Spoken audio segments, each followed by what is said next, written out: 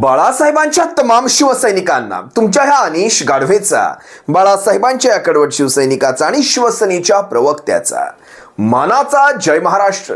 शिवसैनिकांनो, जर अजूनही शिवसेना एक वादळ आपल्या हक्काच्या या माध्यमाला सबस्क्राईब करायचं कुठेतरी राहून गेलं असेल तर तुम्हा सर्व शिवसैनिकांना पुनश्च कळकळीची विनंती. आत्ता ताबडतोब शिवसेना एक वादळ आपण सर्वांनी लाखोंच्या संख्येने सबस्क्राईब ठेवा. उभ्या महाराष्ट्राच्या कानाकोपऱ्यात शिवसेनेच्या ज्वलंत विचारांना पोहोचवणाऱ्या या माध्यमाला आपण सर्वांनी मिळून मोठं करा ही नम्र विनंती करतो. काल आपण सर्वांनी नागपूरच्या त्या ज्वलंत ज्वाळा पाहिल्या असतील. नागपूरच्या भडकलेल्या दंगलीच्या, महाराष्ट्राचं अर्थसंकल्पीय अधिवेशन खाऊन टाकणाऱ्या दंगलीच्या त्या ज्वाळा आपण सर्वांनी पाहिल्यात. जळते जेसीबी, जळत्या दुचाकी, जळत्या चारचाकी, फुटती डोकी, महत्वाचं फुटती डोकी. आणि महत्वाचं म्हणजे जवळपास 35 पोलीस कर्मचारी, जवळपास 3 उपायुक्त दर्जाचे कर्मचारी, उपायुक्त. त्यात एका उपायुक्ताच्या हातावर कुऱ्हाडीचा घाव, काहींच्या डोक्यामध्ये पेवर ब्लॉक. पोलिसांची ही अशी अवस्था. अग्निशमन दलाचे कर्मचारी, त्यांनाही सोडलं नाही. ह्या जळत्या राजकारणाने, ह्या जळत्या दंगलीने नाही, ह्या जळत्या राजकारणाने या महाराष्ट्राच्या सामाजिक शांततेचाही चुथडा केलेला आहे. आजवर राजकारणाचा चुथडा, राजकारणाचा तो बेरंगी झालेला चिखल, तो घाणेरडा चिखल, म्हणजे आपलं कमळ फुलवण्यासाठी महाराष्ट्राच्या राजकारणाचा असा काही चिखल करून टाकला. आपण सर्वजण पाहताय, गेल्या 3 वर्षापासून महाराष्ट्राची चालू असलेली अधोगती तुम्ही पहा काय चाललंय. वाल्मिक कराडला वाचवायला औरंग्या शेवटी धावून आलाच, नाही वाटत आपल्याला? संतोष देशमुखांचं प्रकरण जमिनीत गाडायला औरंग्या धावून आला, नाही वाटत आपल्याला? याची सुरुवात झाली अबू आझमी पासून, त्यानंतर मध्ये आला नितेश राणे, त्यानंतर मध्ये काय प्रकरणं आली ही आपण सर्वांनी पाहिलीत. अगदी झटक्यापासून, मटक्यापासून, हलालपासून, दलालपासून सारे आले, आपण सर्वांनी पाहिले. ह्या सगळ्यामध्ये केंद्रामध्ये ज्या वेळेस, आता बघा केंद्रामध्ये देखील अधिवेशन चालू आहे, तिथे एक खासदार उठतो आणि तो छत्रपती शिवरायांची तुलना कुणाशी करून जातो. जरा पहा ना, एकदा हा व्हिडिओ पहा. मैं जिस क्षेत्र से आता हूं एक गंधमार्दन पहाड़ी क्षेत्र है. एक गिरिजा बाबा, एक संत वहां रहते हैं. उन्होंने सही कहा, हमको एक दिन बातचीत चल रहा था, उन्होंने हमको बताया कि देश के आज जो प्रधानमंत्री नरेंद्र मोदी जी है, नरेंद्र मोदी जी का पूर्व जो जन्म था वो महाराज छत्रपति शिवाजी थे और उसका दूसरा जन्म ये अभी नरेंद्र मोदी है. इसलिए वही इस राष्ट्र को एक विकसित राष्ट्र, दुनिया में सबसे शक्तिशाली राष्ट्र निर्माण करने की भावना से काम कर रहे हैं. आता हे असल्या प्रकारचे व्हिडिओ पाहिल्यानंतर तळ पायाची आग मस्तकात जाते.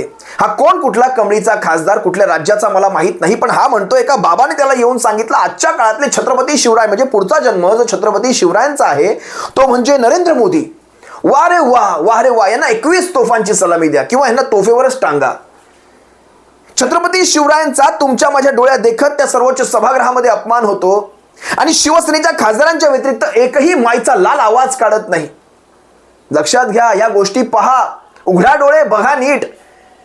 औरंग्या गेल्यानंतर जवळपास 125 वर्ष मराठ्यांचं साम्राज्य होतं. 125 वर्ष त्याला औरंग्या, हा आपल्या भाषेत औरंग्याच, शिवसैनिकांच्या भाषेत औरंग्याच. पण ह्या औरंग्याने बघा कशा प्रकारे वाल्मिक कराडचं प्रकरण असेल, संतोष देशमुखांचं हे प्रकरण कशा प्रकारे दाबायचा प्रयत्न चालू आहे. मध्ये फुसफुस करून नितेश राणे. तुम्ही बघा ना, हा नितेश राणे ही असली माणसं कशा प्रकारे सोडली गेलेली आहेत. या महाराष्ट्राच्या अधिवेशन कालामध्ये तो अबू आसिम आझमी असेल, हा खोक्या असेल, हे नितेश राणे असतील, ही असली माणसं पेरली गेलेली आहेत. अधिवेशनाला कशा प्रकारे गुंडाळून टाकायचं आणि शेवट घेतला औरंग्यावर. अधिवेशनामध्ये 7 लाख कोटींचं बजेट, 7 लाख कोटींच्या पुरवण्या मागण्या आल्यानंतर या अधिवेशनावर महाराष्ट्र सरकारमध्ये टीका होणार आहे. जनतेमध्ये रोषाचं वातावरण तयार होईल, त्यापेक्षा जनतेचं मन कुठेतरी दुसरीकडे घालायचंय. शेवटी औरंग्याचं थडगं उकरलंच. ज्यांना वर्तमान काळामध्ये राज्य घडवता येत नाही ते भूतकाळातली थडगी उकरून काढतात. मी तुम्हाला मगाशी सांगत होतो 125 वर्ष मराठ्यांच्या साम्राज्यामध्ये, त्यात पेशवाई सुद्धा आहे.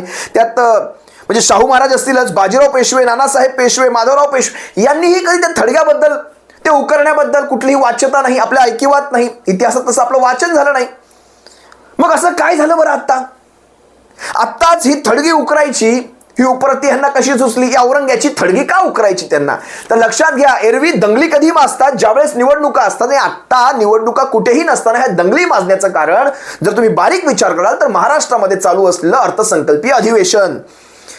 हित्त गाडला गेला होता औरंग्या, जे आजवर आपण ठासून म्हणत होतो ना, ते कदाचित आता भविष्यात बोलता येणार नाही. ह्यांना थडगी उकरायची आहेत.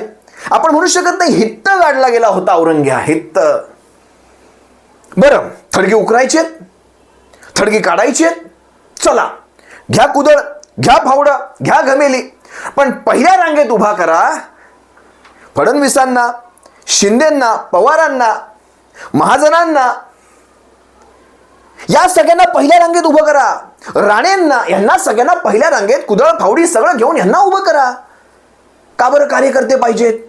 उकरायची थडगी. मी तुम्हाला देवेंद्र फडणवीसांचा एक सुंदरसा व्हिडिओ दाखवणार आहे. या व्हिडिओमध्ये देवेंद्र फडणवीस काय म्हणतायत बघा. शेवटी डबल ढोलकी कशी असतात, कशी वाजतात, कशी वाजवून आपलं राजकारण कसं साधून घ्यायचं असतं. एकदा हा व्हिडिओ पहा. या व्हिडिओमध्ये म्हणतायत किती आपलं दुर्दैव ते ASI म्हणजे आर्किओलॉजिकल सर्वे ऑफ इंडियामुळे आपल्याला या थडग्याला आपल्याला संरक्षण द्यावं लागतं. कोण म्हणताय? देवेंद्र फडणवीस. जरा एकदा ही काय म्हणतात ते सरडे सुद्धा लाजतील, हो सरडे सुद्धा लाजतील. जरा एकदा हा व्हिडिओ पहा. खरं म्हणजे त्या औरंग्याची कबर कशाला हवी, परंतु आपल्याला देखील कल्पना आहे की ASIने त्याला 50 वर्षापूर्वी संरक्षित म्हणून अशा प्रकारचं त्या ठिकाणी स्थळ म्हणून घोषित केलेलं आहे. आणि म्हणून त्याचं संरक्षण देखील करायची जबाबदारी ही राज्य सरकारवर आणि केंद्र सरकारवर येऊन पडलेली आहे.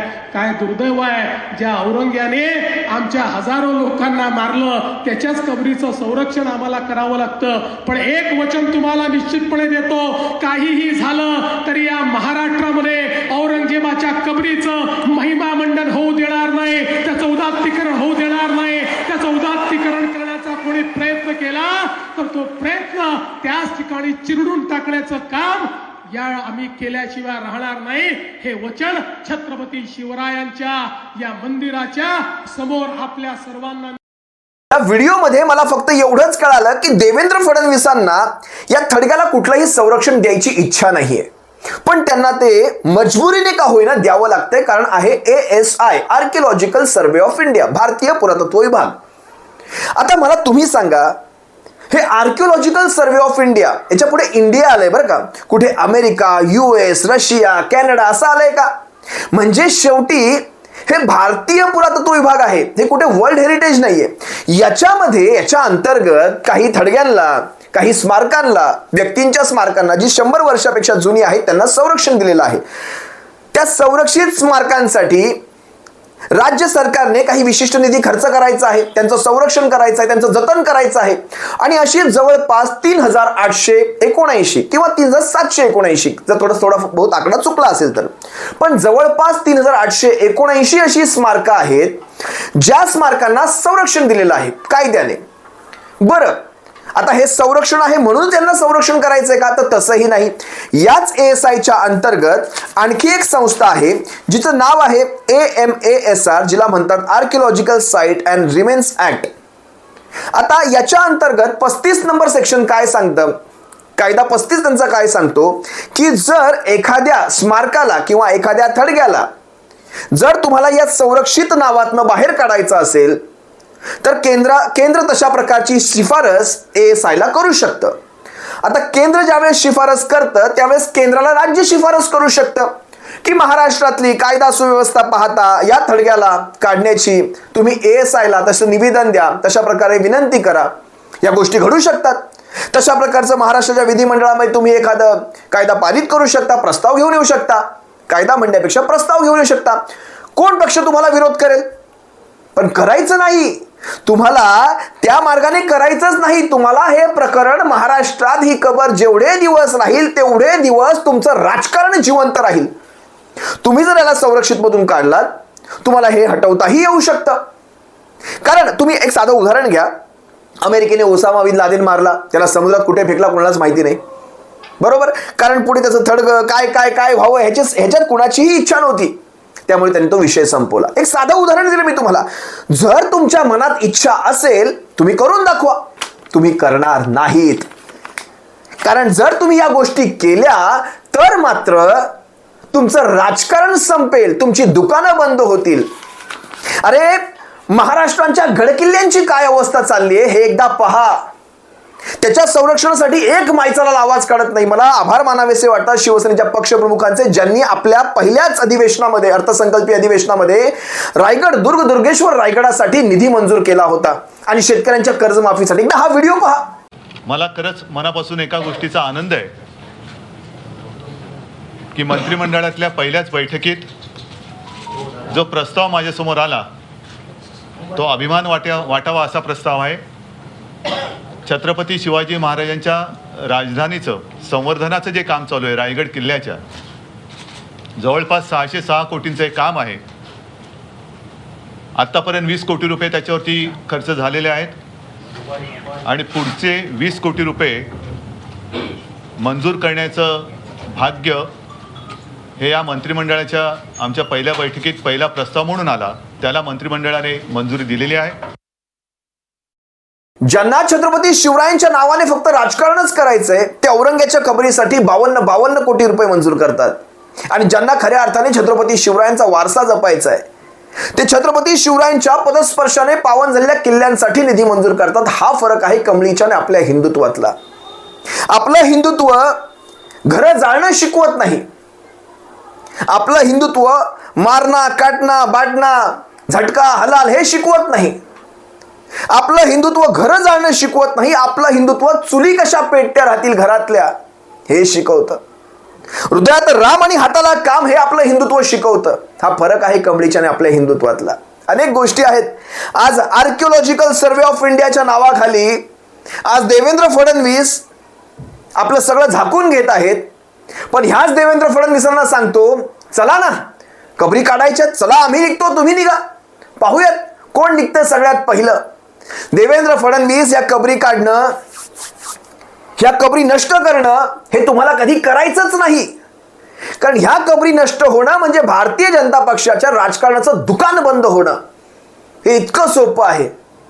नागपूरच्या ह्या दंगली ह्या महाराष्ट्र राज्याचं हे अर्थसंकल्पीय अधिवेशन खाऊन जाणार. उरलेले 2-4 दिवस या दंगलींवर जाणार. महत्वाच्या प्रश्नांवर चर्चाच होणार नाही. पुरवण्या मागण्या, महाराष्ट्राचं वित्तीय नियोजन, महाराष्ट्राची डबघाईला आलेली स्थिती, कोलमडलेली अर्थव्यवस्था आणि कोलमडलेली न्याय, ती काय म्हणतात कायदा सुव्यवस्था, न्याय व्यवस्था महाराष्ट्राची, हे सगळं ज्या देवेंद्र फडणवीसांच्या मुख्यमंत्री म्हणून त्यांच्या अंतर्गत येतं, गृहमंत्री म्हणून अंतर्गत येतं. हे कुठेतरी बरं हे सारं घडत असताना कायदा सुव्यवस्था तर नागपूर सारख्या शहराचा तुम्ही सांभाळू शकत नाहीत. जर ट्रक भरून जर तिथे दगड येत असतील हे जर आपणच म्हणत असाल तर ही सगळी दगड येईपर्यंत प्रशासन काय करत होतं? साधा प्रश्न म्हणून मगाशी मी तुमच्याकडनं एक उत्तर मागितलं. आजच्या घडीचे औरंगजेबाचे विचाराचे महाराष्ट्रातले एक राजकारणी कोण, असं जर तुम्हाला मी प्रश्न विचारला तर तुमचं उत्तर काय असणार? वा कमेंटमध्ये व्यक्त. तुर्तास मी तुम्हा सर्वांची रजा घेतोय. हे असलं राजकारण महाराष्ट्राने कधी पाहिलं नव्हतं आणि भविष्यातही महाराष्ट्राने हे कधी पाहू नये एवढीच अपेक्षा व्यक्त करतो. नागपूर हे कधीही असं शहर नव्हतं. आज नागपुराची ही अवस्था, पुण्याची ही अशी अवस्था, मुंबईची ही अशी अवस्था, ठाण्याची ही अशी अवस्था. हा महाराष्ट्र कुण्या दिशेने चाललाय?